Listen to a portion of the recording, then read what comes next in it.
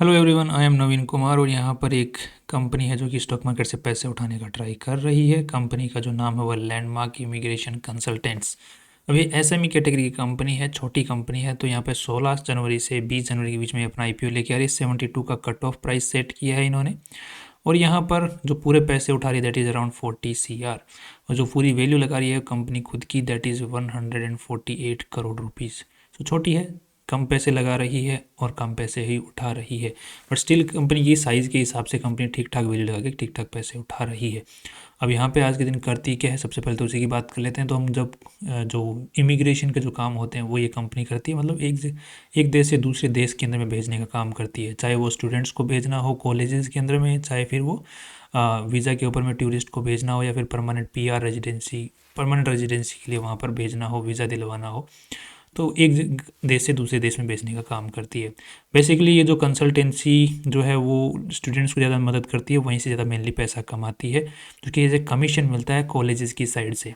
तो मान के चलो कि कोई कॉलेज है जो कि दूसरे देश की है, और वहाँ पे वो कम उस कॉलेज के साथ में इन्होंने टाई अप कर लिया, और यहाँ से फिर ये स्टूडेंट्स भेजते हैं वीज़ा सब कुछ लगवा के स्टूडेंट का, और आईलेट्स वगैरह एग्ज़ाम दिलवा के, और फिर बाद में बीच में फिर उस कॉलेज की जो फीस मिलती है स्टूडेंट के थ्रू, तो वहाँ से फिर वो कमीशन लेते हैं। तो ये इनका बेसिक मेन मॉडल है। इसके अलावा जो यहाँ से जो टूरिस्ट वीज़ा लगा के या फिर पीआर लेके जो लोग दूसरे देशों में जाते हैं, उनसे भी एज ए फीस लेते हैं। सो ये दो तरीके हैं, सीधे तरीके हैं इनके कमाने के पैसे। That's very good. नेक्स्ट अब चलते हैं, थोड़ा सा और समझने की अगर कोशिश करते हैं। तो कंपनी के जो प्रमोटर्स उनके पास में 98% के आसपास में पैसा, मतलब शेयर होल्डिंग थी, मालिकाना हक था कंपनी में। अब 71% रह जाने वाली है आफ्टर दी आईपीओ। अब जो बेसिक रीज़न इन्होंने बताए हैं कि क्यों हम लोग आईपीओ लेके आ रहे हैं उसके पीछे, तो इन्होंने बताया 11 करोड़ रुपए तो हम लोग खर्च करने वाले हैं। नई ब्रांचेज हमें खोलनी है दूसरे देश के दूसरी जगहों के ऊपर में, ताकि हम जितना ज़्यादा ब्रांचेस खोल पाएंगे उतने ज़्यादा लोगों को कैटर कर पाएंगे। दैट्स वेरी गुड डील, अच्छी बात है, राइट। दूसरा, हम लोग एडवर्टाइजमेंट भी करने वाले हैं, कि अवेयरनेस फैलाने वाले हैं कि हम लोग ये काम करते हैं, तो so that people can reach to us अगर उनको इस टाइप की कोई भी ज़रूरत पड़ती है। तो साथ में अगर छोटी मोटी दूसरी कंपनियां हैं जो किसी सेक्टर में काम करती हैं, और तो फिर उनको हमें एक्वायर भी करना पड़ सकता है, तो उसके लिए भी हमें पैसों की ज़रूरत है। सो बेसिक रीज़न बताए हैं जो कि कंपनी को फ्यूचर में और आगे पहुंचाने में मदद करेंगे। That's very good. कंपनी का जो मेन करता धरता है, जिनके पास में सबसे अच्छी खासी शेयर होल्डिंग है कंपनी में, दैट इज़ जसमीत सिंह भाटिया जी। ये ठीक ठाक लेवल पे आज के दिन कंपनी को मैनेज कर रहे हैं, बेसिकली यही मैनेज कर रहे हैं। नेक्स्ट कंपनी जो के ऊपर में केस वगैरह है, तो वो टैक्स रिलेटेड जरूर एक केस चल रहा है, दूसरा एक मटेरियल सिविल लिटिगेशन भी चल रहा है, दो इट इज़ नॉट कंसर्निंग, इतना कुछ ज़्यादा कंसर्निंग नहीं है आज के। नेक्स्ट कंपनी की शुरुआत जो है यहाँ पर 2010 के अंदर में हो गई थी as a landmark immigration consultants private limited के नाम से। अब नेक्स्ट अगर हम लोग यहाँ पे देखने की कोशिश करते हैं, तो इन्होंने ये कुछ अपने माइलस्टोन्स मान लो, या फिर कुछ अवार्ड मिलना, इनका नाम आना, सामने इनके कंपनी का नाम आया है कई जगहों के ऊपर में, तो वहाँ पे इनको माइलस्टोन्स, उन चीज़ों को ये लोग मानते हैं। नेक्स्ट कंपनी के जो जसमीत सिंह भाटिया जी हैं, इनके बारे में ये डिटेल्स आप पढ़ सकते हैं, जो कि एक्सपीरियंस को भी शो करती है, क्या उम्र है, क्या एड्रेस है, everything you can read over here. साथ में इनको ये 2 करोड़ रुपए के आसपास में तनख्वाह लेते हैं कंपनी से। लैंडमार्क इमिग्रेशन कंसल्टेंट्स, ये जो लोगो है और ये जो नाम है ये रजिस्टर्ड है। That's very good. आज के दिन 128 लोग काम कर रहे हैं, जो कि मेनली मार्केटिंग टीम में और काउंसलर टीम के अंदर में काम कर रही हैं। सबसे ज़्यादा एम्प्लॉयज़ वहीं पे काम कर रहे हैं। ये इस टाइप से ये कैंपेन्स चलाते हैं स्टूडेंट्स के लिए, कॉलेजेस, मतलब लोग आके मिलें, है ना, बाहर पढ़ने वाले लोग हों, चाहे पीआर लेने वाले लोग हों। एक ये आप लोग देख पाएंगे यहाँ पे कंसल्टेशंस, काउंसलिंग करते हैं लोगों की, कितने पैसे लगेंगे, किस तरीके से हम भेजेंगे, क्या आपको अगर लोन लेना है तो कहाँ से लोन लेना है, हम आपको लोन भी दिलवा देंगे। ये तो यूनिवर्सिटीज़ के आप लोगों पीछे देख पा रहे होंगे, कॉलेज, यूनिवर्सिटीज़, तो उनकी तरफ से भी ये लोग क्या करते हैं, अपने ऑफिसेज सेटअप करते हैं, और फिर कैंप्स लगाते हैं, फिर भेजने का काम करते हैं। ये सीधा प्रोसेस है इनका। अब आज के दिन जो सेल्स एंड मार्केटिंग वाली टीम है, लीड जनरेट करती है, फिर इनिशियल काउंसलिंग होती है, फिर आइलेट्स का ट्रेनिंग होता है। आइलेट्स का एग्जाम लेना पड़ता है, बिकॉज अगर बाहर जाना है तो जो देश है वो आइलेट्स की जो नंबर्स उनको मांगते हैं। फिर एप्लीकेशन प्रोसेस चलता है, एडमिशन एंड कम्युनिकेशन होता है, फिर फीस जाती है, visa filing process, submit application, biometric appointment, ये पूरा डिसीजन, ये पूरा सिस्टम इनका चलता है, जिसके थ्रू ये लोग बाहर भेजने का काम करते हैं। अब जो कंपनी रेवेन्यू आ रहा है वो टॉप के जो 52% है वो तो टॉप के 5 ग्लोबल इंस्टीट्यूशन से ही आ रहा है, टॉप के 10 इंस्टीट्यूशन से 64% आ रहा है। सो कंपनी के पास में जो टॉप कॉलेजेस हैं उनके साथ में टाई अप्स अच्छे खासे हैं, जहाँ से कंपनी का मेन रेवेन्यू सोर्स आ रहा है। दूसरा, कनाडा इनका सबसे ज़्यादा रेवेन्यू जनरेट करता है। कनाडा में लोग ज़्यादा जाना पसंद कर रहे हैं आज के दिन। That's again okay. ये पर्टिकुलर कंपनी है Algoma university, university of Canada west, Keyano college, ये कुछ कंपनी, ये सो यूनिवर्सिटीज़ हैं। इस कंपनी के लिए सबसे ज़्यादा सोने का अंडा देने वाली मुर्गियाँ हैं ये कॉलेजेस इस कंपनी के लिए। दैट्स वेरी गुड अगेन, क्योंकि यही जो यूनिवर्सिटीज़ हैं, यही जो कॉलेजेस हैं, इन्हीं ने इनके पिछले सालों के अंदर में इनको अच्छा खासा रेवेन्यू कमवा के दिया है और अभी भी देते ही जा रहे हैं। That's again very good. Company का जो रेवेन्यू जनरेट हो रहा है वो एक्सपोर्ट से सबसे ज़्यादा जनरेट हो रहा है, डोमेस्टिक से कम हो रहा है। अभी कुछ बाहर भेजने का काम करती है तो एक्सपोर्ट से ही होगा, सीधी सी बात है।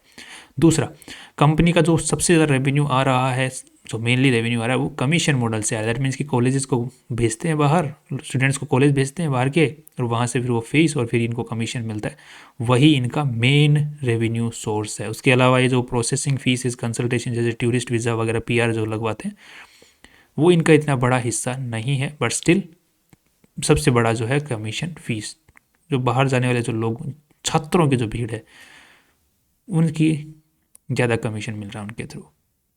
जैसे यहाँ पे देखो स्टूडेंट वीज़ाज़ के थ्रू 97% कम इन्होंने कमाई की है स्टूडेंट्स के थ्रू, बिकॉज ये क्रेज़ बना हुआ कि बाहर पता नहीं क्या है। वैसे बाहर है भी, कई देशों के अंदर में तो काफ़ी अच्छी खासी तनख्वाह मिलती है। आई थिंक मेरे को सुनने को आया था कि बाहर अगर हम एज अमेज़ोन का डिलीवरी एजेंट का भी काम करते हैं तो 3-4 लाख रुपए चेप लेते हैं महीने के। तो मतलब मैं तो नहीं कह सकता। अब यहाँ पे वही काम करते हुए हम इंडिया के अंदर 20-25 हज़ार रुपये मुश्किल से कमा पाते हैं, और वही काम इंडिया के बाहर जो है 3 से 4 लाख रुपये महीना। आई एम नॉट सेइंग कि ये सही है गलत है, मैं उस चीज़ में नहीं जा रहा, बट मैंने कुछ जो लोगों से बात किया था तो उन्होंने कहा था कि हाँ या दे आर अर्निंग। जैसे UK, इंग्लैंड में आई गेस है, इंग्लैंड हुआ उधर, नेदरलैंड, यूरोप के कुछ कंट्रीज़ उधर है जहाँ पे लोग कमा रहे हैं। नेक्स्ट अब देख लेते हैं थोड़ा सा कंपनी के जो बैलेंस शीट है उसके हिसाब से हम लोग की जो बैलेंस शीट क्या बोल रही है, राइट। कितना पैसा इस कंपनी में लगा हुआ है, क्या चल रही है, वो थोड़ा सा हम देख लेते हैं। तो उसके लिए जो टोटल पैसा इस कंपनी में 52 करोड़ रुपए आज के दिन लगे हुए हैं, जिसमें से अगर देखते हैं तो इन्वेस्टर्स का पैसा is 42 crore rupees. So that means की कंपनी में पूरा पैसा इन्वेस्टर्स का ही मेनली लगा हुआ है, अराउंड 80%, बाकी उधारी का पैसा लगा हुआ है। रेवेन्यू अगर मॉडल की बात करते हैं तो revenue is company is earning very good revenue, 18 crore 2022 में, फिर 20 करोड़, फिर 34 करोड़ इस साल जो है लगभग 18 करोड़ के आसपास में कमा चुकी है। तो अभी भी पिछले साल के मुकाबले के आसपास तक इस साल रेवेन्यू कंपनी का पहुंच जाएगा। That's again very good, but एक स्टिल की स्टेगनेंट परफॉर्मेंस है 2024 के मुकाबले। 2024-25 के बीच में जो अच्छा रेवेन्यू जनरेट नहीं हो रहा है। बट अगर नेट प्रॉफिट्स की बात करते हैं तो net profits companies earning again very good, 4 crore, 4.5 crore, 11 crore, और यहाँ पर अगेन इस साल भी 11 करोड़ के आसपास में जनरेट कर लेगी as per projection model. Next company का कैश फ्लो स्टेटमेंट इनका थोड़ा सा गड़बड़ाया हुआ है, but still it's very good comparing to other companies. 4 crore, 2.5 crore, 7 crore और 1 करोड़ अभी कमाया हुआ है। इनके ट्रेड रिसीवेबल्स जो हैं वो ठीक ठाक रह रहे हैं, बिकॉज कंपनी का रेवेन्यू मॉडल जैसे हमने अभी देखा था कि कहाँ से मेनली पैसा कमा रही है, तो वहाँ से कमीशन के थ्रू आता है। तो वो कॉलेज वाले जो हैं वो थोड़ा टाइम लगाते हैं पैसा देने में, तो ये स्टूडेंट्स को भेज देते हैं, फिर उनकी तरफ से पैसा आने में वक्त लगता है, तो वो ट्रेड रिसीवेबल बना हुआ है, राइट। बिसाइड दिस कंपनी कोई डिविडेंड वगैरह नहीं देती है, राइट। तो हम सब कुछ देख चुके हैं, एवरीथिंग लुक्स फाइन। अब थोड़ा सा हम कंपेरेटिव भी करके देख लेते हैं दूसरी कंपनी के साथ में जो इसी सेक्टर में काम करती है। One is Vinny immigration and education services, जिसका 71 करोड़ रुपीज़ का वैल्यू चल रहा है। कमाई कुछ खास ये कंपनी कर नहीं रही है, कुछ दिन पहले ही इसका IPO आया था। आई डोंट नो इसको इतनी वैल्यू किसने दे दी, बट कंपनी के अंदर में मार्केट में तो मार्केट तो हर किसी को कुछ भी वैल्यू दे रहा है आजकल। और फिर लोग अभी इस टाइप की कंपनियों को इतनी वैल्यू मिली और फिर लोग बोलते हैं कि मार्केट गिर क्यों रहा है। तो गिरेगा नहीं तो क्या करेगा बेचारा, है हवा में तैर रहा है बेचारा, कोई सपोर्ट तो लेगा ही। तो अभी देखो आज तो इसका मार्केट पूरा डाउन गया, बट ये तो फिर भी 4.5% ऊपर ही गया है विन्नी वाला। तो अब ऑपरेटर भी एक्टिव तो है ही, खैर चलो अब कंपेयर कर लेते हैं। उससे पहले हम लोग तो पी और पीबी रेशियो निकाल लेते हैं। कमाई के हिसाब से वैल्यू ज़्यादा तो नहीं लगा दी है कहीं, तो 11 करोड़ की कमाई नेट प्रॉफिट और वैल्यू लगाई है 148 करोड़। सो दैट मीन्स यहाँ पर 13 का पी रेशियो निकल के आता है। तो कंपेयर करने की ज़रूरत नहीं है, बिकॉज वो तो कमाई कुछ खास कर भी नहीं रही है। दूसरी कंपनी जिसको मार्केट ने वैल्यू दे रखी है, बट वो थोड़ा सा मैनिपुलेटेड लग रहा है मुझे स्टॉक, जिसके साथ हम कंपेयर कर रहे हैं, क्योंकि इन्होंने ही उस कंपनी का नाम बताया है। दूसरा, अगर हम पी बी रेशियो के हिसाब से बात करते हैं तो नेटवर्थ इज़ अराउंड 42 एंड पैसा उठा रहे हैं 40, सो 82 8 16, सो 1.78 के आसपास का पी बी रेशियो निकल के आता है। तो नेटवर्थ के हिसाब से वैल्यू भी ठीक लगाई है। सो आई एम होपफुल, क्योंकि अब इनके पास में अगर हम प्रॉपर्टीज़ को भी देखते हैं तो इन्होंने 99 ईयर्स के लीज़ के ऊपर में 2-3 प्रॉपर्टीज़ ले रखी हैं। सो दैट शोज़ कि ये कॉन्फिडेंट अपने बिजनेस के अंदर में फ्यूचर में बने रहने की उम्मीद है इनको। खुद को भी मैनेजमेंट पे भरोसा है, कंपनी का मैनेजमेंट अच्छे से काम भी कर रहा है, और जो पैसे उठाने वाले हैं उनको भी बिजनेस को और आगे ले जाने में ही काम करने वाला। और ये जो पर्टिकुलर चीज़ चल रही है बाहर से बढ़ के आना, ये जो गैप है ये बने रहने की ही उम्मीद है। बिकॉज ये स्टूडेंट के जो वीज़ा चल रहे हैं ना, ये आप लोग पूरा खेल जानते नहीं हो। ये स्टूडेंट्स के वीज़ा के थ्रू वहाँ जाके काम करने के लिए स्टूडेंट आज के दिन स्टूडेंट का वीज़ा लेके जा रहे हैं यहाँ से।